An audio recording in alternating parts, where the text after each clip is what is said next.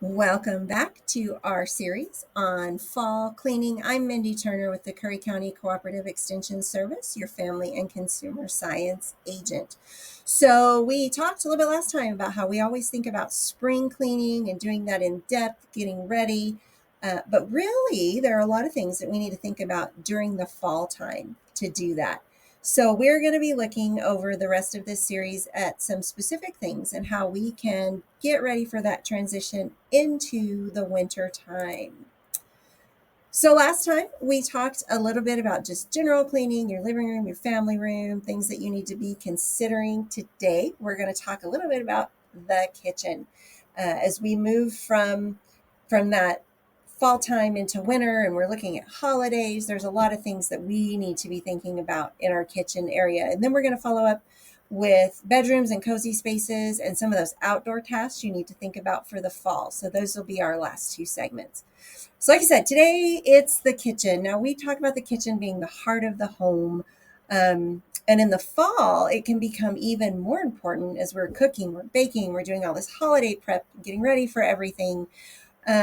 So cleaning in the kitchen, getting everything so that it's, again, people coming to your house, people wanting to see, making sure that we're stocked with all of the things we need, and being able to perpetuate our family traditions by being prepared. And some of that takes that cleaning during that fall time to be ready. So specifically, we're going to talk about our surfaces and our cabinets, those appliances that live in there, our pantry and our storage, and then of course the sinks and the trash can be a big thing in the kitchen.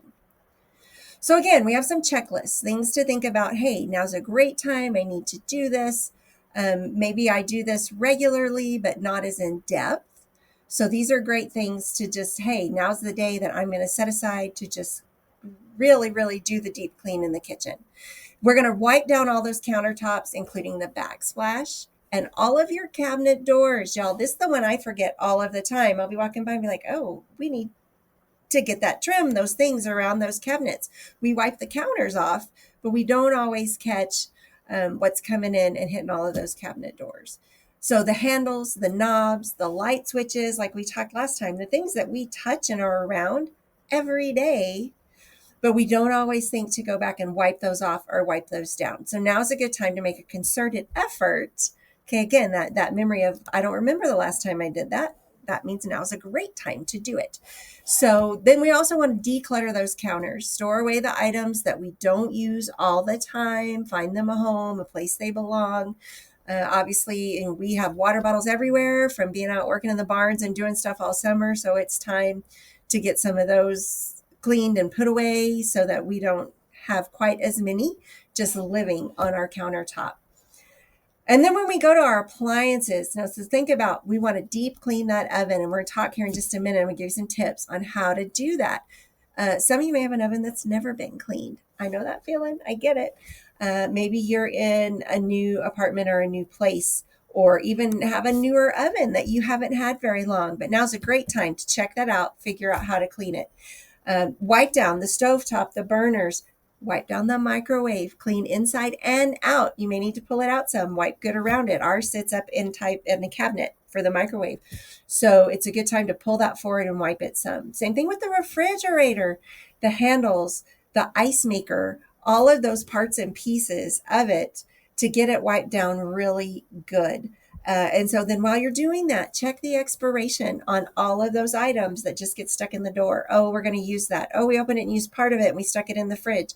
We didn't use it within a week or so. So now it needs to go. Check all of those expiration dates and make sure that what you have in there is still good.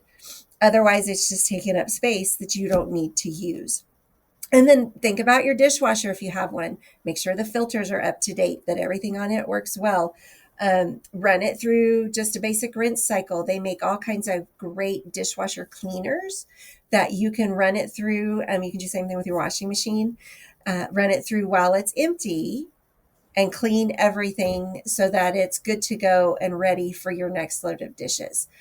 Because the idea is that everything comes out clean. And so in our mind, oh, the dishwasher's clean. It cleans all the time. But this is a great time to double check everything and make sure that it's working.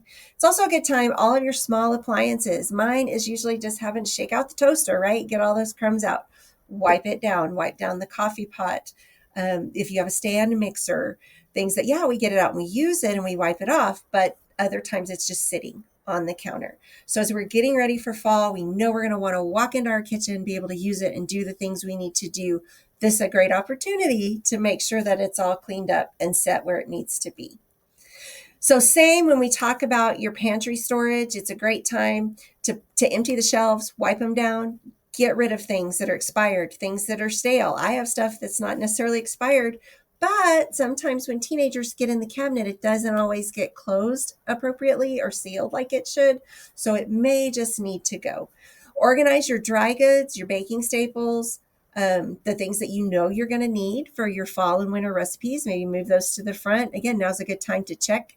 Use the older things first, the open things first. If they're at the front of the cabinet, it's going to be really easy to pull those things out. And it may be that you just need to restock. You know what? I'm not going to have enough sugar to bake the Christmas cookies when I'm ready. So get that flour and sugar and whatever spices that you may be short on. Make sure those things are stocked and ready to go and not out of date.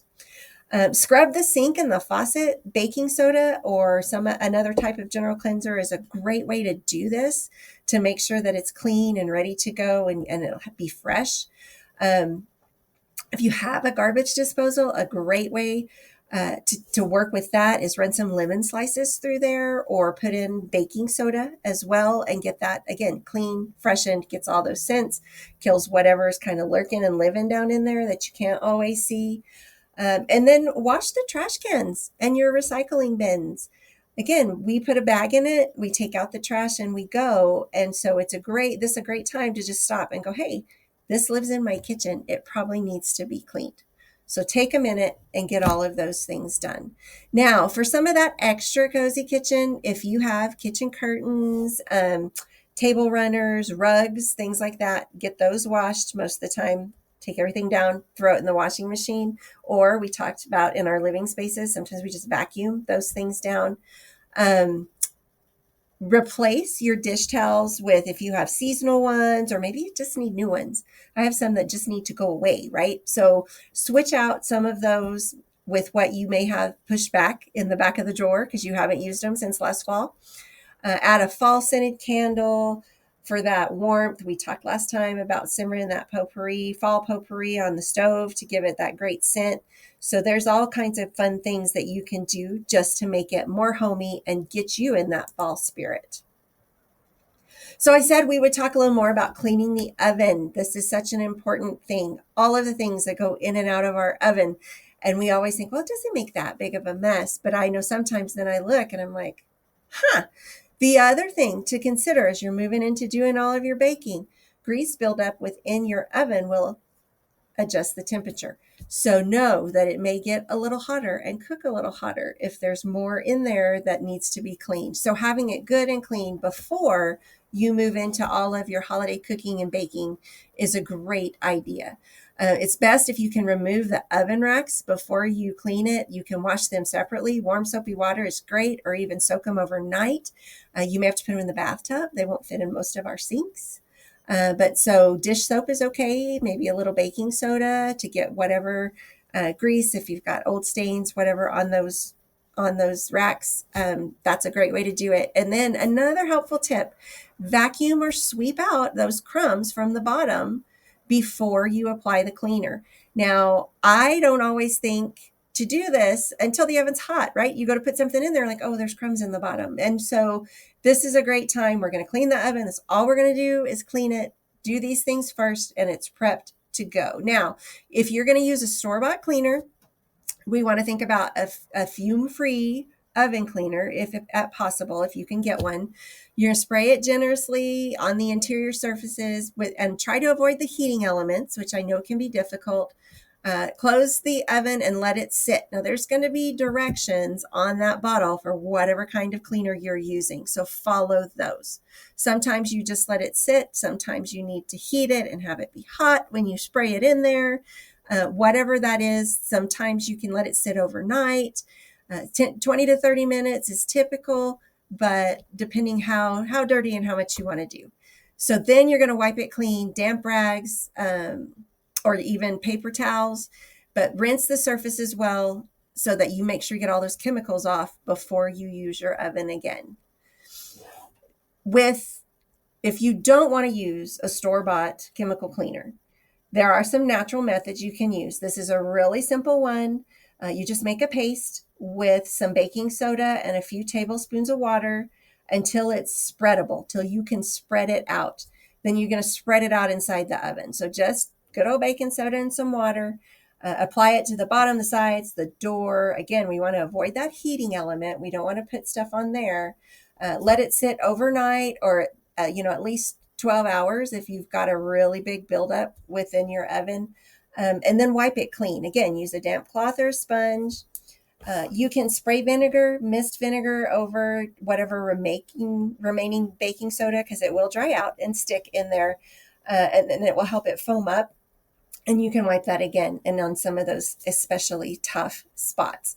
But don't mix the methods, okay? If you're using a chemical store-bought cleaner, or there are some cleaners you can buy, green things that don't have any chemicals in them, and that's okay as well. But don't mix your store-bought with your natural method of your baking soda, and particularly your vinegar, because you don't know how those things are going to interact, and you don't want to cause an issue there. So again, I'm Mindy Turner with the Curry County Cooperative Extension Service, your family and consumer science agent. I hope this was a good reminder for you to start looking at cleaning up, doing things within your kitchen to prepare for winter and the holiday season. We will be back next time to talk a little bit about what you can be doing to refresh your bedrooms.